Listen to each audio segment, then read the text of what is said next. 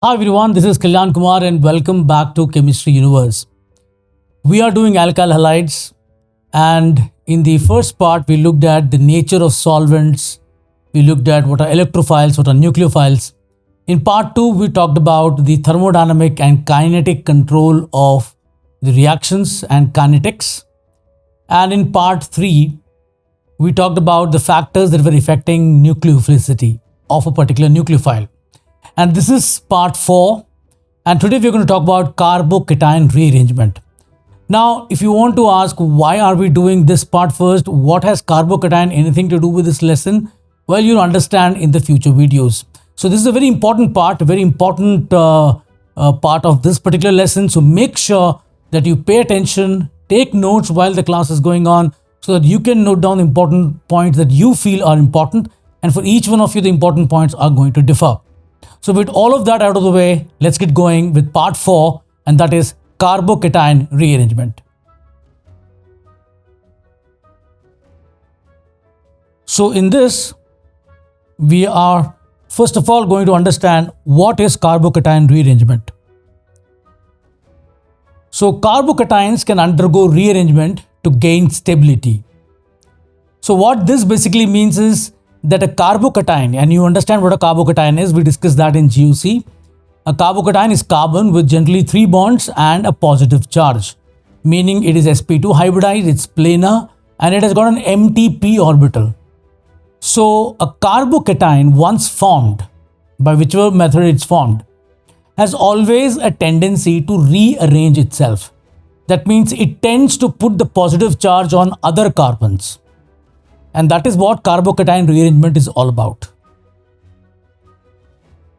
Now, the driving force for this rearrangement is the gain in stability or lowering of energy. So if you want to ask why do carbocations rearrange? Well, why does any process happen in nature on its own? It always happens so that the energy can be lowered. So carbocations rearrange mainly to get stability or lowering of energy. Now the rearrangement can occur by, first of all, a 1,2 hydride shift, a 1,2 alkyl shift, or a 1,2 phenyl shift. Now it is very important to understand again what these shifts mean. What these shifts mean is, when I say 1,2, it means there is one carbon with a positive charge, and the carbon next to it has some group in it which migrates to this. So it's 1,2. So 2 adjacent carbons, and the migration occurs from those carbons. So a group that is attached to a carbon that is alpha to the carbocation migrates to the carbocation, thereby making the carbon from which it left into a carbocation. So 1,2 shift means that one group from the carbon that is adjacent to the carbocation migrates to the carbocation, making the carbon it was originally attached into a carbocation. I know it's pretty mouthful, but I'm sure you must be getting the gist of it. So this is the carbocation, and as you can understand, there's a group A attached to the adjacent carbon. Now this A group migrates with a pair of electrons. It takes a pair of electrons and then moves to the C+, and now the C+ has moved and the A has moved. So A moves right, the C+ moves left. Now, which group migrates is defined by the migratory aptitude or the speed of migration. So the migratory aptitude of various groups is hydride shift, phenyl shift, tertiary R, secondary R, primary R, and methyl shift. And these shifts are based on the activation energy for migration. So whatever is the activation energy, lower the activation energy, faster it moves. So the decreasing migratory aptitude means increase of activation energy for migration. So the lowest migratory activation energy is for H, which is why it moves the fastest. So this order can be violated if the carbocation produced by the lower migrating aptitude group is more stable than the one produced by the higher migrating aptitude group. So again, the possibility that this rule is violated in the sense that the migrating aptitude Sometimes a group with a lower migrating aptitude can move in preference to the group with higher migrating aptitude. Though generally it doesn't happen, but sometimes that can happen because it is possible that by the migration of the lower migrating aptitude group, you might end up getting a carbocation that is more stable than that is produced with a group migrating which has a higher migrating aptitude. So the migrating aptitude is actually directly proportional to electron density. And this makes sense because higher the electron density, more the carbocation will pull it towards itself. So more the electron density, more is the migrating aptitude, which is why you will notice that phenyl moves almost second highest in the group. And tertiary is much better than secondary. Secondary is much better than primary. Primary is much better than methyl because in these carbons, electron density is higher. Now, the migrating aptitude is actually inversely proportional to size. Now, generally, it's not dependent on size. Size does not make that much of a difference, but it does when it comes to hydrogen, deuterium, and tritium. So here the size matters, which is why H, as you can notice, is the highest in the migrating aptitude. So let's do an example and then you will see. There is this carbocation, as you can see it's a primary carbocation, and the carbon that is adjacent to this carbocation has 2 hydrogens and 1 methyl group. Now, based on the migrating aptitude, we know that H migrates in preference to methyl. So one H atom migrates with its pair of electrons and attaches itself here, and the plus comes here. So this is what happens. This leaves, attaches itself. Remember, it's going with a pair of electrons, and then you get this secondary carbocation. And we know secondary carbocation is more stable, lower in energy than the primary one. And the rearrangement of a carbocation can happen as many times as a more stable carbocation is produced. This means that carbocation rearrangement does not happen once, because if it can happen once, why should it be prevented from happening again? Because the carbocation does not know that, the first carbocation does not know it was the first one that was formed. The second one does not know that it was just the second one. If one can go to 2, 2 can also go to 3, provided, of course, that stability is attained in each step. So that is very, very important. Stability should be achieved in each step. So, as an example, you notice this carbocation, it's a primary carbocation. Now the carbon next to it has 2 hydrogens, and this carbon is a secondary carbon attached.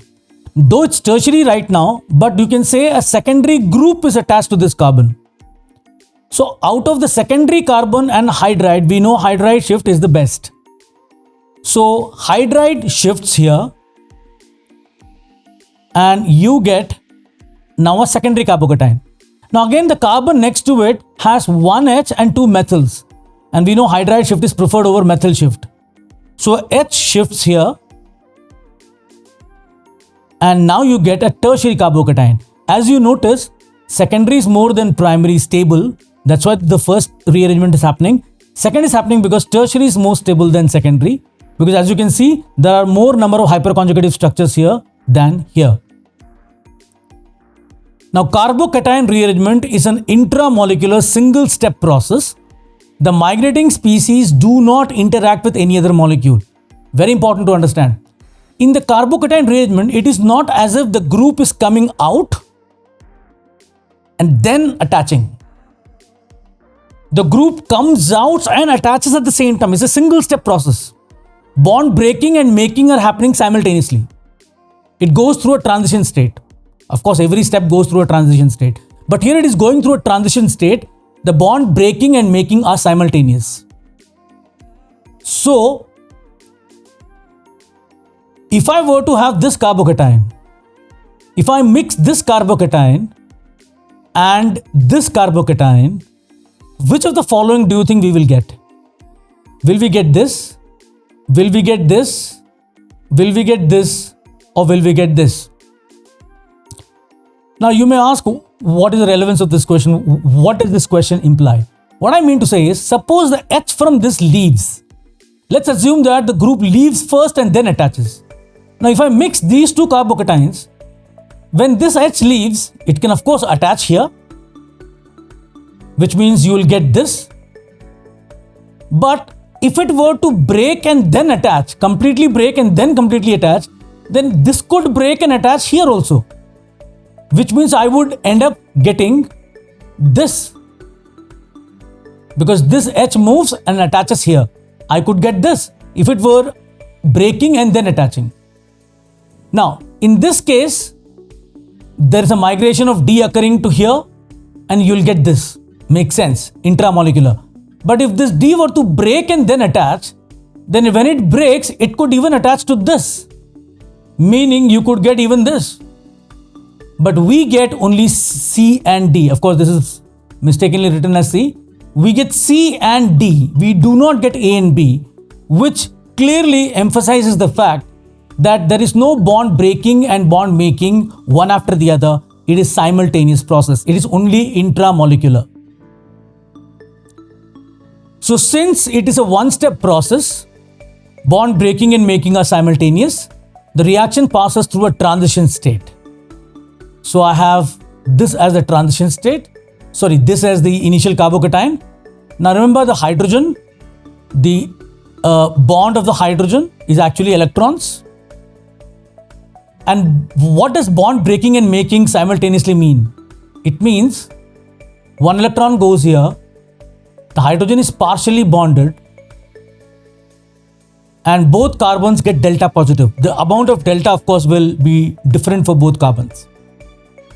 And then eventually the bond completely breaks, that was breaking, and the bond completely forms, that is forming, and you get the complete H attached on the right side and the plus going to the left side. So let's do an example. This is a carbocation. Now just rearrange it for yourself and see how it's happening. So I want you to rearrange this. Pause the video, rearrange, and then play back again. The carbocation you will get will be this. Why?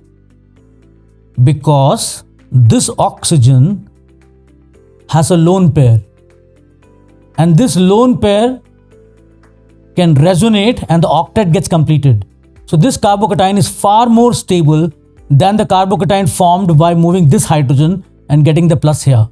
So it is this H that moves and this O stabilizes it. So you have to understand all of these things, remember all of these things, so your GOC is completely at work. So I want you to carry out the following rearrangement reactions. Carry out the rearrangement of the following carbocations. Rearrange this one. So note this down, rearrange it. Then rearrange this one. Then rearrange this one. And then rearrange this one. I want you to pause it now. Pause the video. And once you have done this, then play back the video, because now I'm going to give the answers. Now here, the carbocation is here. This carbon is attached to 3 methyl groups. So any of the methyl groups can migrate because all of same. So methyl migration and the plus comes here. So when methyl migrates, this is what you get. Check your answer. In the second one, carbocation is here. Now this carbon has 2 methyls and 1 primary carbon group.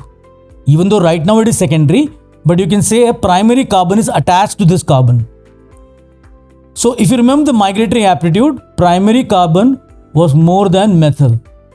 Now I know that throughout this thing, you must be always wondering, but you said, migrating aptitude can be violated. Don't worry about that part, because it is not common. It happens in certain cases and we'll discuss those cases, but the normal is migrating aptitude is followed. Sometimes, of course, it gets violated. So don't worry about the violation right now. So primary carbon moves in preference to methyl, and therefore you get this. Here, there's a carbocation. This carbon has a primary carbon attached, methyl attached, and a secondary carbon attached. Though right now it's tertiary, but secondary carbon is attached. So which has a higher migrating aptitude? Secondary, primary and methyl. It is secondary. So secondary carbon shifts. And the last one, I have a primary carbon, I have a secondary carbon, and I have a tertiary carbon. And we know tertiary carbon migrates in preference. So I get this one. Now, as you notice, phenyl group was moving pretty fast, hydrogen and then phenyl. That is because phenyl group has high electron density due to the pi electron cloud of benzene, which is why it has a high migrating aptitude. Now, among various phenyl groups, the migrating aptitude depends on both the electron density as well as steric crowding near the site of migration. So, among various phenyl groups, the migrating aptitude depends on the electron density and steric crowding near the site of migration. So, for example, if I were to have this and this, what do you think is the order of migration? Now, near the site of migration, all have equal kind of a steric crowding. So, what is happening here? Electron density. Which do you think will give electron more to the benzene ring? Obviously, O-methyl, because it is going to give by resonance. How is Me going to give? Not by inductive. Inductive, of course, is a weak effect. It is going to give by hyperconjugation. And NO2, in fact, withdraws electrons. So remember, higher the electron density, more is the migrating power. So the order is this is greater than this and this is greater than this. And when it comes to steric crowding, this is what I mean. If I were to compare these two, which do you think has a higher tendency to migrate? Though both OMEs, in both cases, are going to pour electrons by resonance effect. And of course, OME also has a minus I effect, which may come into play here. But what is more important here is the steric crowding. The steric crowding prevents it from migrating so rapidly. In fact, the difference is so high. Not only is it greater, it is much, much greater. And if you want to know how much greater, it is 1500:1. This is the migrating aptitude ratio. Let's check out some more. Now, it's not always possible to predict because there are multiple factors involved. Now remember, Cl and NO2 both are withdrawing groups. OMe is a releasing group. But there is a bit of steric hindrance here. So is that steric hindrance going to dominate or not dominate? Well, it does both. Here, the weak withdrawing effect of Cl is superior compared to the steric hindrance. So here the steric hindrance dominates between 1 and 3. So 1 will be more than 3. But when it comes to 3 and 2, 3 is better than 2 simply because steric crowding is not that much as the amount of withdrawing of this. So as I said, it's not always possible for you to predict these because there are multiple factors at play. So let's do a couple of examples. Carry out the rearrangement of the following carbocations. Again, as I give you a carbocation, I want you to pause it immediately because I'm going to give you one by one and then I'm going to show you what actually happens. So when I show you the first one, that is example this. Now pause, make your own, then play back. So here is the solution. This is the primary carbocation. Remember, there is a H here, hidden, not shown. Hydride shift occurs and you get a tertiary carbocation. Like this. Okay. How about this one? Pause.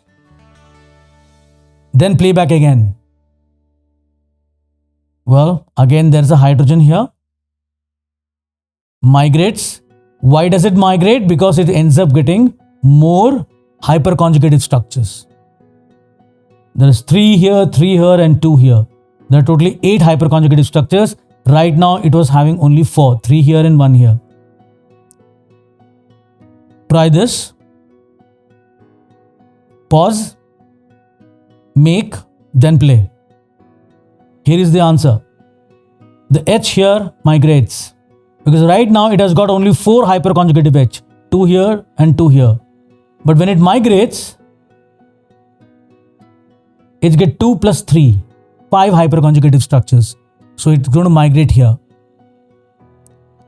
How about this one? Pause. Now the general tendency will be to make it move here, the plus. But no, the plus moves here. Because remember, O has a lone pair, and that lone pair gives a mesomeric effect, plus M effect, octet gets completed, which is far more important. So ultimately what happens is, this rearranges to this. Okay, let's go. Next one, fifth one. Now remember, on both cases you have lone pair donation. So where will it go? Obviously the one that donates electron more easily, which will be N, because it is less electronegative. So this plus will come over here by the hydride shift. Okay, how about this one? Pause, make, play. Pause, make and play. That's the way it has to be. So again, hydride shift, benzylic carbocation is far more stable due to resonance. Okay, number 7. Pause, make, play. So obviously the hydride shift and the plus comes here, because again it becomes benzylic now. 8. Try this one. So obviously the first hydride moves, so the plus comes here. Then again the hydride moves and the plus comes here. And in each step stability is gained. Just see, this plus right now has 3 alpha H here and 1 alpha H here. So hyperconjugation is 4. And then if the plus comes here, then there are 2 hydrogens here, 2 plus 2 plus 2. There are 6 alpha H, again better. And then when the plus comes to benzylic, there is resonance. So in each step stability is being gained, and this is the final carbocation. 9. Where do you think it's going to go? Well, here right now it has hyperconjugation of 3H and 2H. But if the plus comes here, it is going to have resonance. And allylic carbocation is more stable. So that the carbocation will come here. This is the place of carbocation. So number 10. Right now it has got only 1 alpha H. If the plus comes here, it's going to get 2, 2 and 3. That makes it 7 alpha H. So the plus comes here. This one. Now this carbon has nothing else, no H, so only methyl can move. So methyl shift occurs and you will get a tertiary carbocation which is far more hyperconjugation than this. This is only 2 hyperconjugation, 2 alpha H here, none here. This one is 3 plus 2 plus 1. So this is how carbocation rearrangement takes place. Now the next thing we are going to talk about is the ring expansion. Now it seems there are certain carbocations where due to the rearrangement, the ring goes from a smaller number to a higher number. As a part of rearrangement, carbocations also undergo ring expansion in certain instances. Now these instances are, a 4 can become 5, a 5 can become 6. Generally these are the 2 major ring expansions, 4 becoming 5 and 5 becoming 6. Again, the ring expansion is because the ring size are stable. 5 is more stable than 4, 6 is more stable than 5. And this is despite the fact, remember, this is despite the fact it's possible that there may be a tertiary in 4 and it may end up going to a secondary in 5. Even then it will happen, because now you don't have to bother about alpha H. Ring stability also comes into play, and ring stability is a major factor. So for ring expansion to occur, there is another important condition. The positive must lie outside the ring, immediately outside the ring. For example, if you have this carbocation and the plus is here, there is no ring expansion possible. But if the plus were outside, no rearrangement. If the plus were just outside, not out, by outside I don't mean anywhere else, it should be the next atom attached to the ring. So if you have the plus here, now one option is this has an H here. Hydride could migrate, which will produce a carbocation like this. But instead of doing that, even though right now you get a tertiary carbocation and the number of hyperconjugations are, this is CH3. So there are 3 here, 2 here, 2 here, that makes it 7 alpha H. But this does not happen. What happens is the ring, because remember, this is the alpha carbon of the carbocation. One bond from this has to break. So one option was H. The other option is this bond. Of course, this and this bond are same. So this bond breaks. So this bond breaks and joins here. So if I want to draw, what happens is, it was like this. This bond broke. Now it's joined here. And the plus moves down. So if I were to draw it neatly, it will look like this. So this is ring expansion. Just imagine 4-membered ring, and the moment the carbocation formed outside the ring, it expanded to 5. Right now it has got only 4 hyperconjugative structures, but the ring stability makes up for the loss of hyperconjugative structures. Say for example, you have this. Now you may say, okay, look, the ring expansion can't happen because it's not exactly outside the ring, it is in fact far away from that. But remember, rearrangement will bring it here because this has only 2 hyperconjugation structures, and the moment it rearranges and forms this, the hyperconjugative structures are 4 now. 3 here and 1 here. And 4 is anyway more than 2, so it doesn't matter. Now it has come just outside the ring. So now it will expand. So what happens? This bond breaks, it joins here. So if I were to show you, it was like this. This bond goes away, this bond forms, and the plus goes down. But then, now it is 6-membered with a plus, but again there will be a hydride shift from here so that the hyperconjugative structures can become more. So right now it is like a 6 with a methyl here and a carbocation here. So right now it has got only 1 plus 3, 4 hyperconjugative structures. If the plus were to migrate here, if the H were to migrate from here to here and the plus goes here, it will have 3 plus 2 plus 2, 7 hyperconjugative structures. So eventually the carbocation formed will be this. So I want you to carry out some rearrangements again. Again, as I play each one of those, the moment you see the molecule, pause, make and play. Alright, look at this. Pause, make and play. What do you think will happen? So this is what will happen. There is a 5-membered ring and this plus is outside the ring. So this bond will vanish. It will join here and the plus comes here. So you will get a 6 and another 6 joined here. And the plus has moved here. And all the stability attained is because of the fact that now you have a stable 6-membered ring, more stable than the 5-membered ring. And there will be no further, and of course, this can, it's already here. If it takes a hydride shift, it will even further go down here because now it has got 4 hyperconjugation more than what it was having. So this is what is the final carbocation. Second one. So what do you think will happen now? Pause, make, play. So this is 5-membered ring outside the ring. This breaks. This joins here. And the plus comes here. So what you get is a 6-membered ring. Another 6-membered ring. And the plus is here. Just check it out for yourself. This bond breaks. It forms here and the plus comes on the intersection here.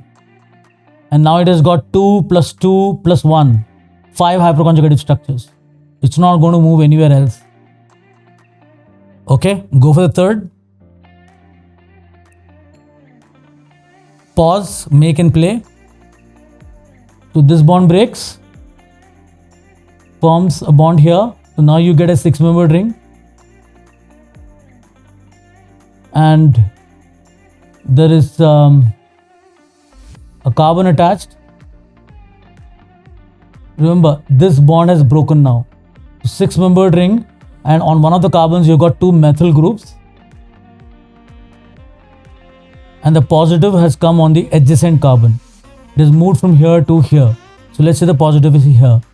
Now it will undergo a methyl shift.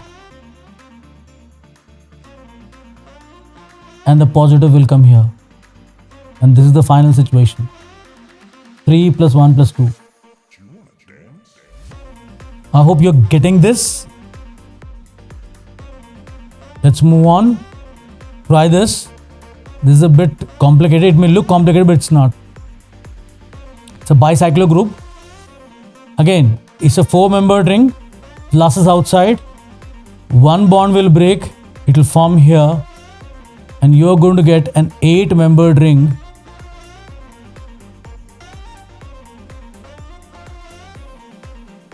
And there are, let's say, 2 phenyl groups here. And instead of forming a 4-membered ring, it will form a 5-membered ring. And the carbocation will be here. And once the carbocation is here, one phenyl will migrate. And after its migration,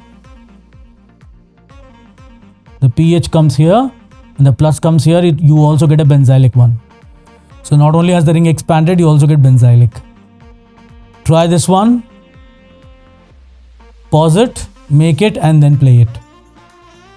So obviously, this is a 5-membered ring, and that is this guy. So this bond breaks and it forms here. So basically what you're having is a 6-membered ring. Now you had only one carbonate between, now you got 2. And then where does the plus go? The plus goes here on one of the carbon atoms. So when the plus goes here, how many hyperconjugations? 2 plus 1, 3. What if the plus were to come here? It's going to get 2 plus 2 plus 2. So eventually the plus goes from here and ends up going here. So 2 plus 2 plus 2, 6 hyperconjugation. But if it were to do that, the plus comes on the bridgehead. And if you remember the Brett's rule, that will never happen. So the plus remains here. So however much you may be tempted to see the carbocation form, you must remember all the rules. The Brett's rule says bridgeheads cannot be sp2 because it makes it very unstable. So the next thing that we're going to do is ring contraction. Just like we did ring expansion, we'll do ring contraction. Here the bigger ring contracts to a smaller one. So again, as a part of rearrangement, carbocations also undergo ring contraction. A 4-membered, now the typical ones are a 4-membered will become a 3-membered, a 7 will become 6, an 8 will become a 7. Now a 9 can either go to 8, contract, or go to 10, expand, but prefers to contract because 8 is better than 10. But remember, it's not that easy. It's not like, you are sort of wondering what will happen to 9, will it go to 8 or 10?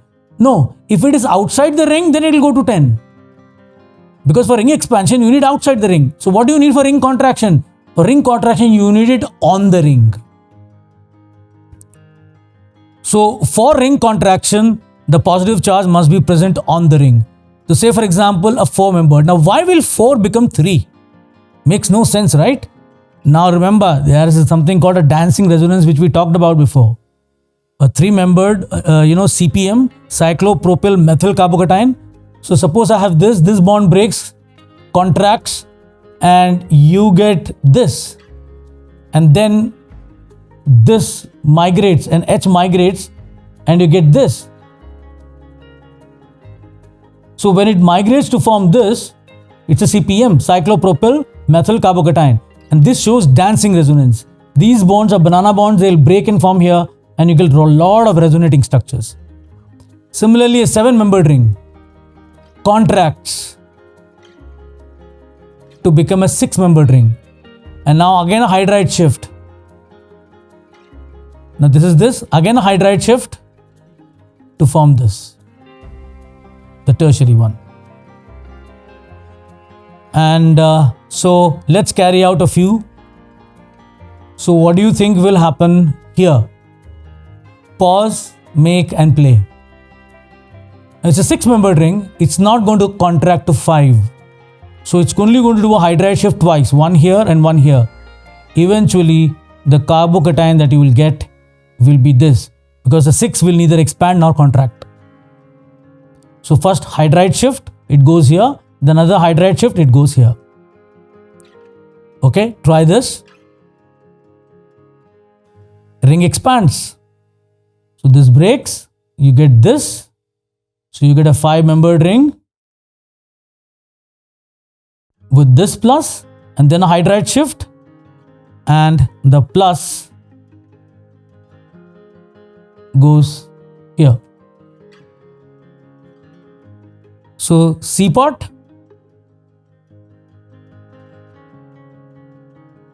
Now here what do you think will happen?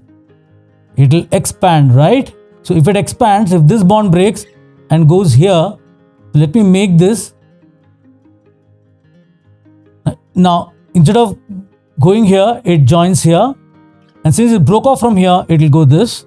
So it will be basically a 5-membered ring with a double bond and a positive charge on the allylic place. So somewhere here, and that makes it even more resonance stabilized. What about this one? Now again, I could have a hydride shift, but better would be this shift. If this shift happens,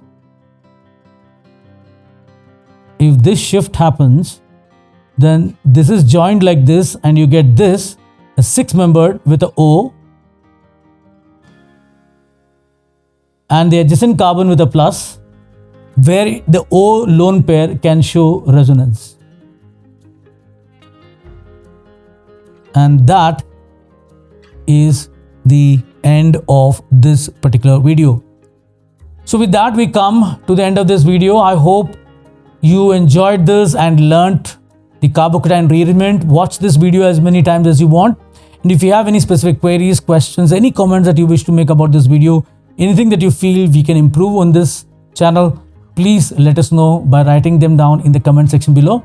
If you like this video, do give a thumbs up. And if you would like to see more videos like this, please press the subscribe button. And also, if you have your friends or anybody that you know who would benefit from this, please do share this video. It helps small YouTubers like us to have more viewership. So with that out of the way, this is Kalyan Kumar signing off. Have a wonderful and safe day, and goodbye, and thank you for watching this.